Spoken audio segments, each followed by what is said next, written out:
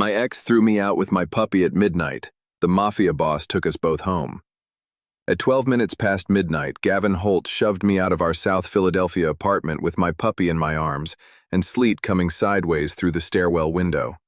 I was in scrub pants, wool socks, and an old blue coat meant for quick walks, not winter weather.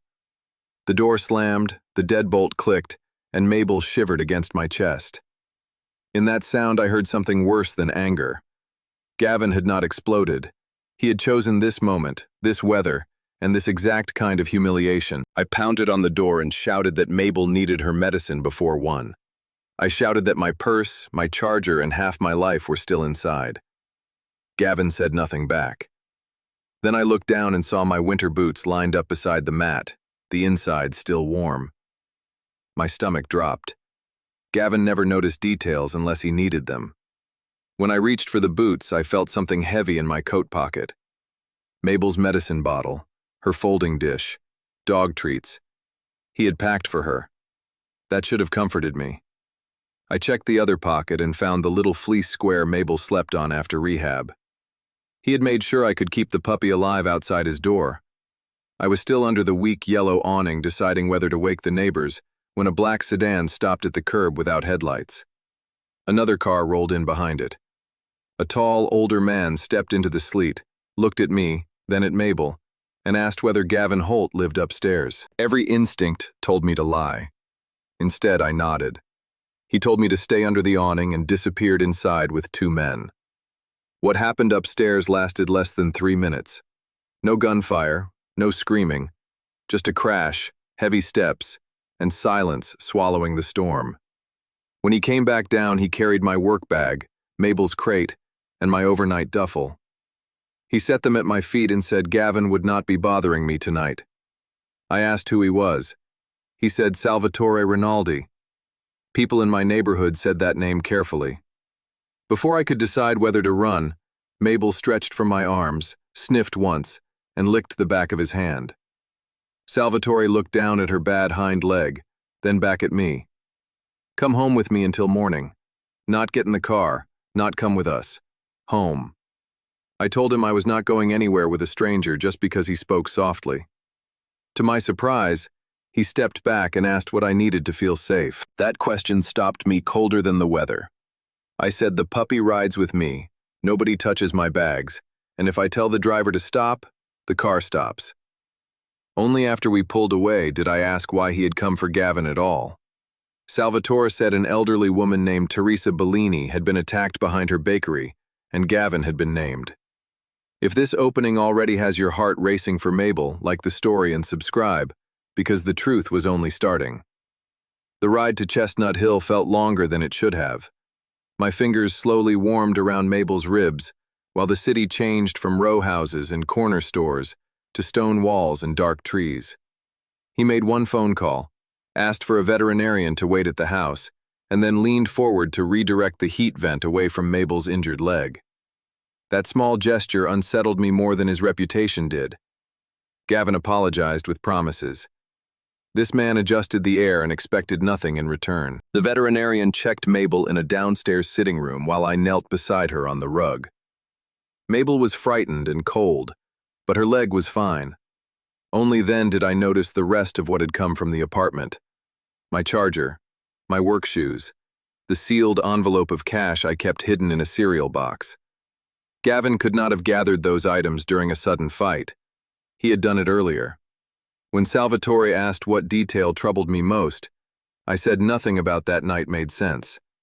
I told him about the warm boots, the medicine in my coat, and the folded blanket in Mabel's crate. I told him Gavin had looked at me before shutting the door not like a man winning an argument, but like a man bracing for something ugly. Then he said either Gavin planned your survival away from him, or he expected someone else to make use of it. Neither possibility improves my opinion of him. The calm way he said it made the whole night feel more dangerous, not less. Rosa showed me to a guest room with a lock, a house phone, and a second stairway leading straight to the kitchen. That mattered more than the size of the room or the softness of the bed. I put my coat on the floor for Mabel and lay beside her there because I still trusted the ground more than the life of any rich stranger. Near 3 in the morning, Mabel whimpered, and I woke to a soft scrape just outside the door. Fear hit hard enough that I grabbed the lamp. A low voice murmured, "Easy, little one." Not to me, to the puppy. When I opened the door, Salvatore sat in the hallway chair with a blanket over his knees. He had heard Mabel panic and come to sit outside, not inside. The distinction mattered. He set a water bowl by the threshold and stepped away without expecting conversation. In that moment, I understood two things. He knew how to be gentle, and I wanted badly to trust it. Morning made the house feel even less theatrical and more human. A radio played soft Sinatra somewhere below. Salvatore was in the breakfast room feeding Mabel tiny pieces of plain egg with solemn concentration. He stopped when I entered and apologized for spoiling her appetite. Beside my plate sat an envelope. Inside were cash, keys to a town car, and the address of a short-term apartment he owned through a trust. "Use it if you want distance," he said. "No one here will choose for you." That sentence caught in me. He stirred his coffee once and said, "Help that cannot be refused is only another kind of control." 11 words, and my whole history with Gavin shifted inside them. Later that day, one of Salvatore's men drove me back to my apartment. The place looked wrong the moment I stepped inside. Not looted, edited. My clothes were there, the television was there, but every photograph of me was gone, from framed pictures to loose snapshots, to old clinic event prints stuffed in a drawer. On the counter lay my spare key bent almost in half, as if someone wanted to make sure I understood there was no going back.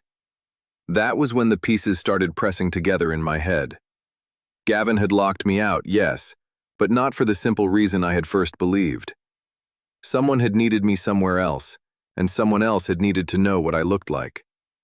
He asked whether the missing photos included work pictures and public group shots. All of them did. "No one goes to your clinic alone until I understand this," he said. If my image had been stripped from my own home, this was no longer about an ugly breakup. It was about identification. I hated needing that kind of logic from a man like him, but there it was.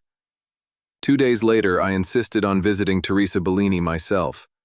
Salvatore objected until I told him abused women often recognize control faster than armed men do.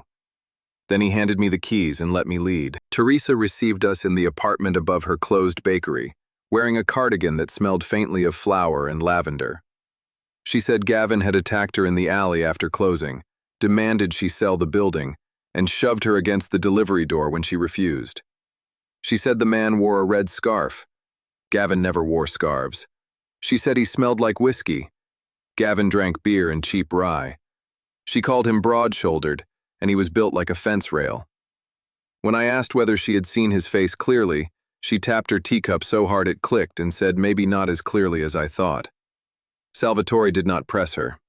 I did, carefully, the way I coaxed injured dogs through hydrotherapy by asking for one more step. Finally, she whispered that the alley had been dark, and she had been confused after the fall. On the drive back, I asked Salvatore why he had not confronted her. He said frightened people lie for the person they fear most. That evening, Renato Vella arrived for dinner without warning, and introduced himself as if we were meeting at a fundraiser. He was silver-haired, elegant, and so polished that my shoulders almost relaxed on instinct. This, I thought, is what danger looks like when it learns table settings. Renato spoke warmly about Teresa, sympathetically about my situation, and regretfully about Gavin's disgrace. He suggested a few quiet weeks for me outside the city until matters settled. It carried none of the rough edges real care always leaves behind. The detail that caught me was small. Mabel lay under my chair with her brace visible, and Renato never once commented on her. Yet he asked whether my clinic kept regular hours, and whether I usually drove the same route home after dark. Before I had to answer, Salvatore said she is not being interviewed. That night, my phone lit up with Gavin's first message since the expulsion. "Don't wait where the lights hum." To anyone else, it looked like nonsense. To me, it was an old warning. Years earlier, during a summer blackout, Gavin and I had invented silly coded phrases to remember which blocks emptied first and which corner stores had backup generators. I told Salvatore I was not sure what the message meant because I still distrusted my own judgment. The next morning, the clinic was searched. Not robbed, searched. Medication untouched, cash untouched, computers untouched. But staff lockers were overturned, my old intake binders missing, and the volunteer bulletin board stripped of photographs. Whoever came through the service entrance wanted pictures, not property. I finally admitted Gavin's message had been a warning, not a threat. Salvatore asked for the rest, and I wrote them from memory while Mabel snored by the fire. Blue church steps, sugar truck late, bells stop. Ridiculous at first glance, but on a neighborhood map each one led back to Teresa's block. Blue church steps faced the bakery alley. Sugar truck late matched the loading lane behind it. Our old codes suddenly pointed straight at an older conspiracy using my ruined relationship as cover. Once that connection appeared, I stopped acting like a stranded guest and started helping solve the problem. Salvatore sent men to inspectors, suppliers, and anyone who had tried buying Teresa's building. I called a former co-worker who volunteered at Teresa's parish pantry. Renato had recently pushed for certain deliveries to be rerouted through her block. If he controlled the bakery corner, he controlled a hidden corridor through South Philadelphia without making it obvious. All of it had been building long before my midnight exile. When Salvatore laid the map in front of me, he expected fear. All this because an old woman would not sell the place where she had fed half the neighborhood. He watched me and said men had started wars for less profitable reasons. I said I did not care about the logic of his world, only the damage it left behind. Later, he admitted most people grew quieter once they understood what he truly did. I said animals in pain had taught me not to romanticize violence. Our first real fight came when he ordered 2 guards to shadow me at work. I said my adult life had already been narrowed by one controlling man, and I would not surrender the rest of it to another with better tailoring. Salvatore dismissed everyone, and then asked what protection would look like to me if I could define it myself. No man had ever asked that and meant it. I said I kept my phone, knew my route, carried my own bag, and was never spoken for while present. He listened, repeated each condition back to me, and added one of his own. If the risk changes, I tell you before it lands, not after. But for the first time in years, my boundaries felt like facts instead of favors. Be honest, if you had been me then, whose version of safety would you have trusted? Tell me in the comments, because that was the moment every choice began costing more than pride. Trust Gavin and I might step into a trap. Trust Salvatore and I might trade cages. I kept noticing other things too. The women who worked in the house never lowered their eyes before speaking to him. He wore a silver wedding band on a chain under his shirt, not on his hand.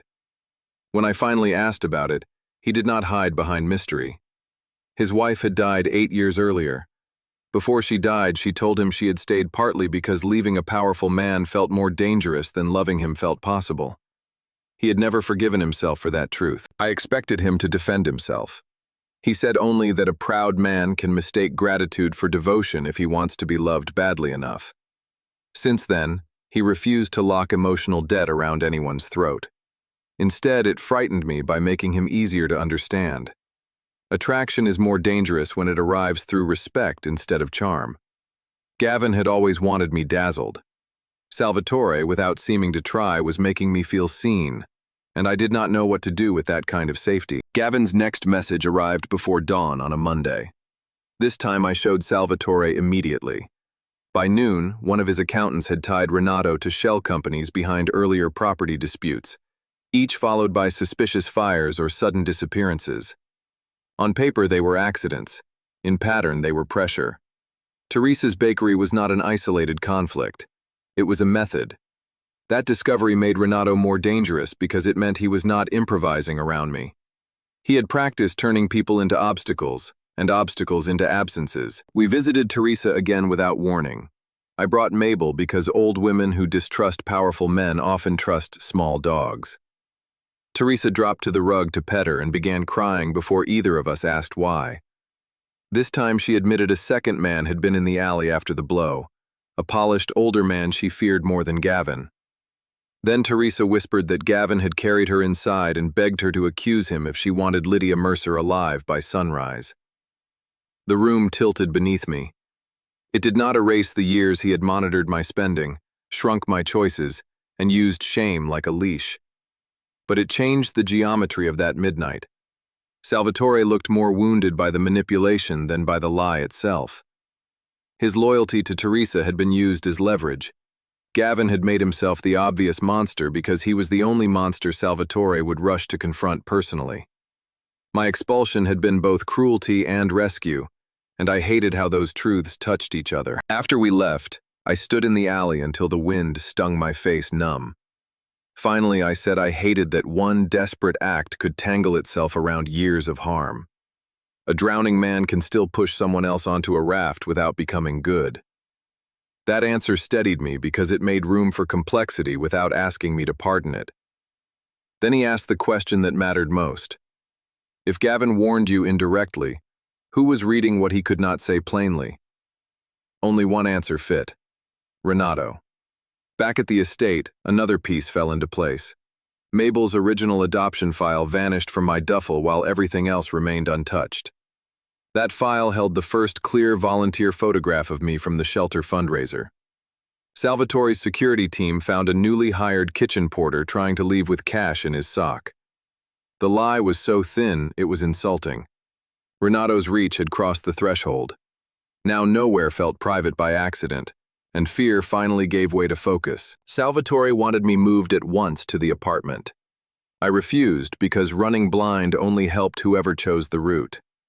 Instead, we spread maps, texts, Teresa's corrected memory, and every missing item across the library table. We compared times, missing items, and every message twice. Not as boss and dependent, but as two people trying to understand a trap before it closed. On the night Teresa was attacked, I had walked Mabel past the bakery and seen a silver-haired man by a black car in the loading lane. At the time, he was only another rich stranger. Maybe not clearly enough for court, but clearly enough to explain why my photographs had vanished. I was not important to him as a person. I was important as a witness. The realization turned my fear into something cleaner. Salvatore asked whether I would identify him if it came to that. I said yes, though my voice shook. Then he placed a small revolver in a locked case on the table and said helpless was not my only remaining option. A female security officer took me to a range where I learned recoil, distance, and the smell of powder I never grew to like. She taught me how to breathe, stand, and keep my hands steady. At the clinic, I rebuilt missing files from memory and found sign-in sheets from strangers asking about volunteer photos they had no reason to see. Renato's search for my image had begun before the midnight expulsion. Gavin had known danger was closing long before he shoved me into the storm with Mabel. That knowledge brought the anger roaring back. One evening, Salvatore found me in the greenhouse, scrubbing Mabel's water bowl too hard, and asked what thought kept circling. I said Gavin had stolen even my rescue by disguising it as humiliation. Salvatore answered softly, "Then do not let him steal your judgment too. You can condemn what he did and still use what he tried to prevent." He went very still, not from triumph, but restraint. He waited until I decided whether the moment would go farther. I kissed him first. Only once, brief as a match strike, but it changed the air between us. He kissed me back gently, and then stepped away far enough to make refusal possible if I wanted it. When we parted, he rested his forehead against mine and said, "When this is over, I will ask you for nothing you cannot say no to."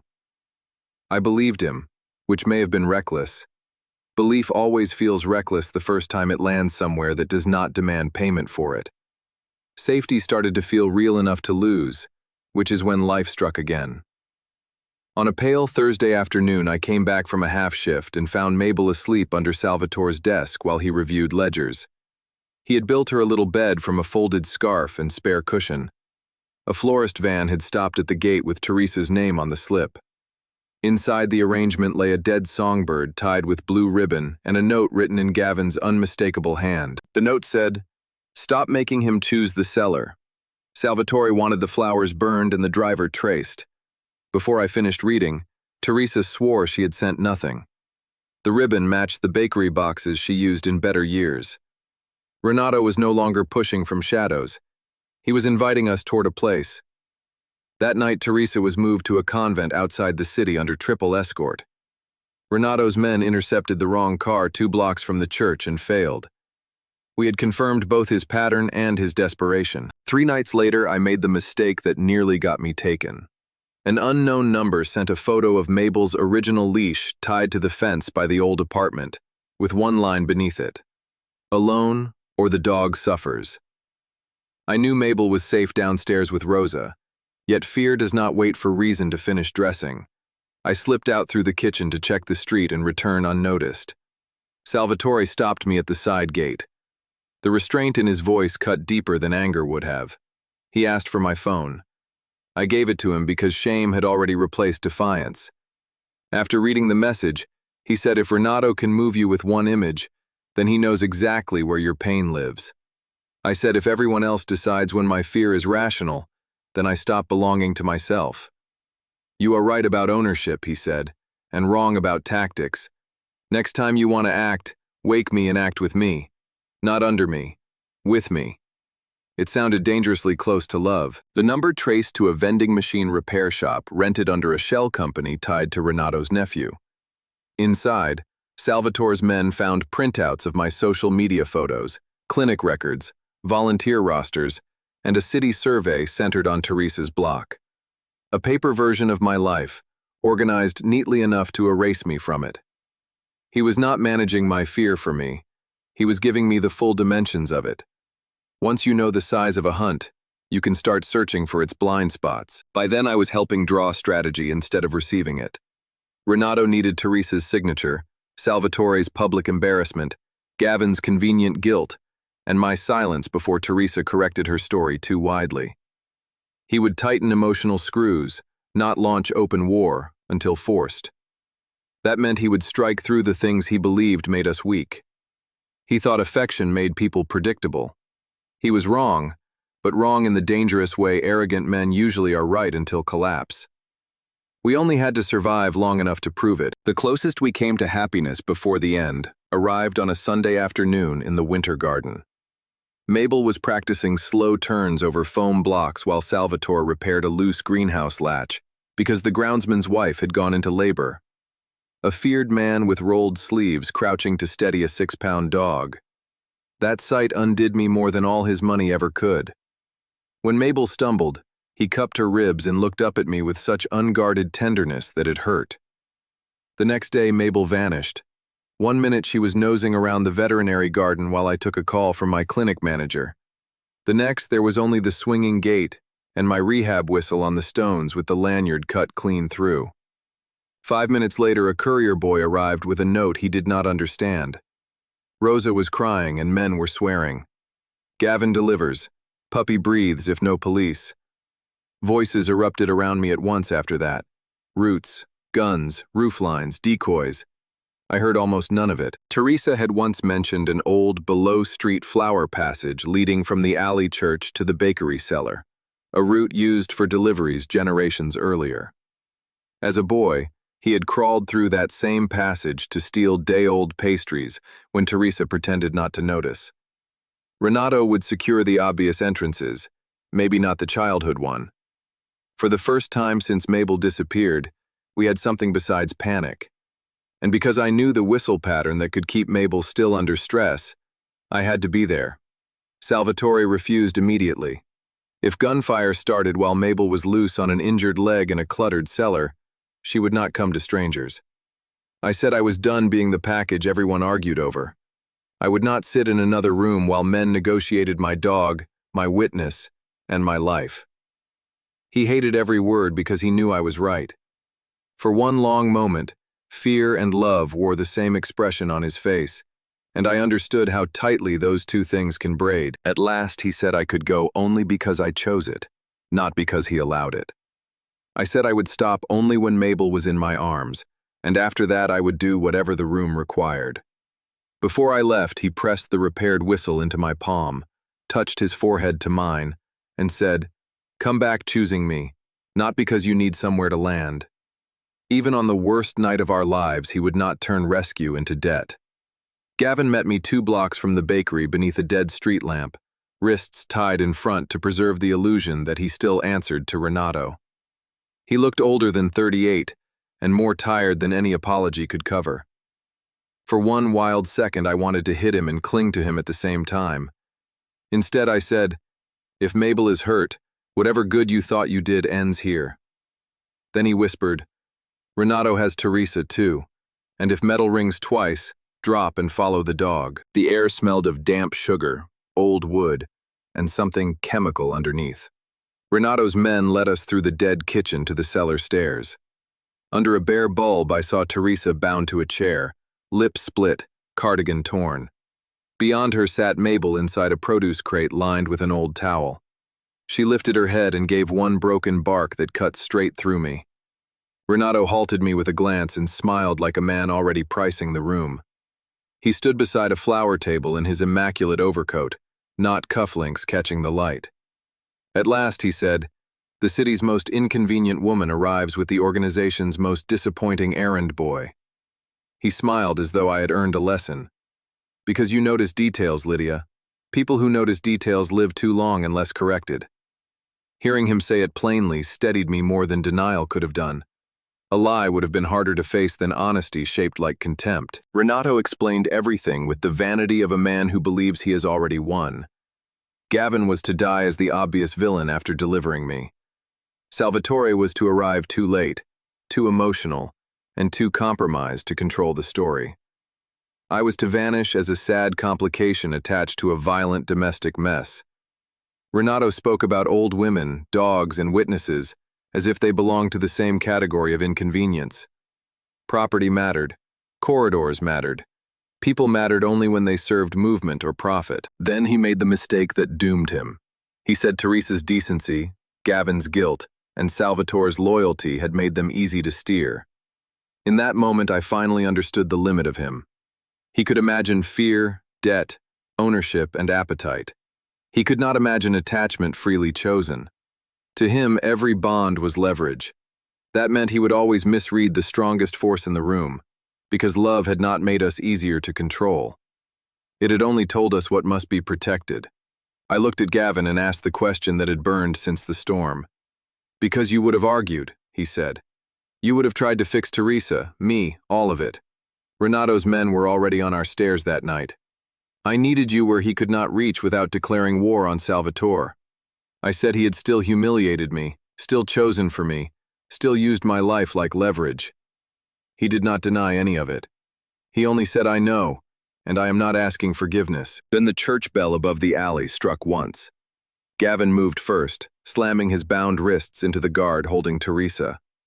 I dropped flat and blew the whistle in 3 short notes, the same pattern Mabel knew from therapy. "Stay, stay, stay." She flattened inside the crate instead of bolting. A panel behind the old sack racks burst inward. Salvatore came through the childhood passage, dusted with flour, 2 men behind him, eyes fixed on Renato with a rage so controlled it looked almost holy in that filthy room. The cellar erupted. Gavin kicked a fallen pistol beneath the table before a guard could reach it. I crawled through spilled sugar toward Mabel while splinters fell from the support post beside me. Above us, other men were fighting through the empty bakery, the noise echoing down through years of stale flour and rusted pans. Renato had wanted a private correction hidden inside domestic chaos. Instead, his hidden war had finally become visible, and men were choosing sides in the open where he could no longer hide behind misdirection. I opened the crate, wrapped her in the towel, and rolled behind the stone oven base with her against my chest. From there, I saw Salvatore and Renato circle each other across torn sacks of flour, like 2 different kinds of power finally forced to speak the same language. Renato relied on borrowed hands, layered lies, and pressure disguised as patience. Salvatore moved with brutal clarity, always angling the violence away from Teresa, away from me, and away from the tiny dog hidden under my coat. One of Renato's younger men broke left and aimed toward the oven where I hid. Gavin intercepted him, taking the gun barrel across the temple and still managing to wrench the man into a rack of trays. That was the second thing I would never forget about him. The fallen pistol skidded near my knee. I grabbed it with shaking hands. Renato saw the weapon in my grip and laughed. Certain fear had finally made me like him. He was wrong in exactly the way that mattered. I aimed at the rusted chain holding the old flower hoist above the center aisle.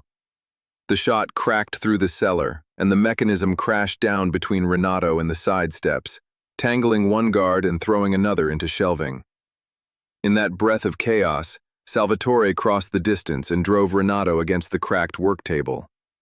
The fight ended not with a speech but with force, breath, and the sudden, terrible stillness that follows when a man realizes his understanding of other people has failed him too late to matter. While Salvatore pinned Renato, Gavin cut Teresa's bindings with a paring knife knocked from the counter.